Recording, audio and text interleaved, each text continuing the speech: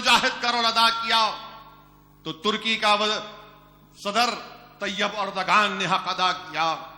अब तक तुर्की ने $6 बिलियन सिर्फ रोहिंग्या मुसलमानों पर खर्च किए।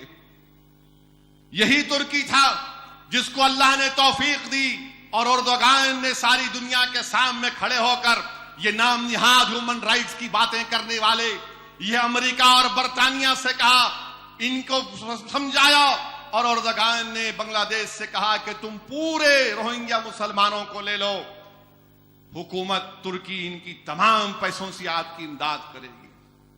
मेरे भाई, आज भी दुनिया में ऐसे मर्द मुजाहिद हैं। तैयब अर्दगान को अल्लाह ने तौफीक दी, ये वाहिद मुस्लिम मुल्क का सरबराह है जिसने खुलकर आज तक अब तक रोहिंग्या मुसलमानों की ताईद का ऐलान किया और करोड़ों अरबों रुपये बांग्लादेश हुकूमत को दे रहा है। तो ये बात बोलना बिल्कुल गलत है कि मुस्लिम मुल्कों में क्या हो रहा है। अरे हम पूछना चाह रहे हैं इन लोगों से, संघ परिवार के और ये तमाम नाम निहाद जो लोग बरतानिया अमेरिका की ताईद करते हैं, अफगानिस्तान में तुम जाकर बर्बाद किए, रशिया और अमेरिका जाकर अफगानिस्तान को बर्बाद किया। बताओ तुमने कितने अफगानियों को दिया? तुमने इराक को बर्बाद किया। जब इराक को तुमने बर्बाद किया तो यही सीरिया के लोग थे जिन्होंने अपने घरों में इराकियों को अपना दोस्त और भाई बनाकर रखा। इराक बर्बाद हुआ तो किसकी वजह से? अमेरिका की पॉलिसी की वजह से। और आज बरतानिया की हुकूमत भी बर्मा की हुकूमत को हथियार देती है।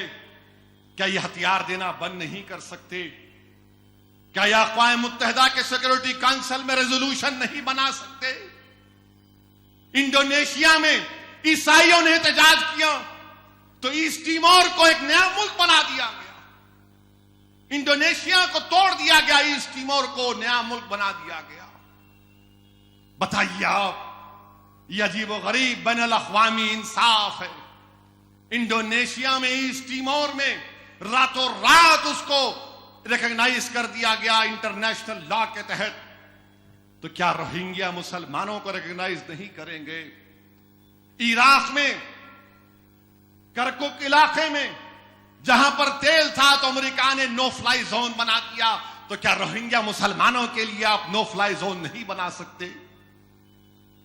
क्या इराक में प्रोटेक्टेड जोन बनाया गया तो क्या प्रोटेक्टेड जोन नहीं बनाया जा सकता रोहिंग्या मुसलमानों के लिए?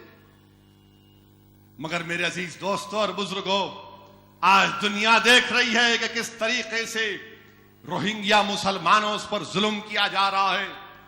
आज इनका असली चेहरा सामने आ रहा है।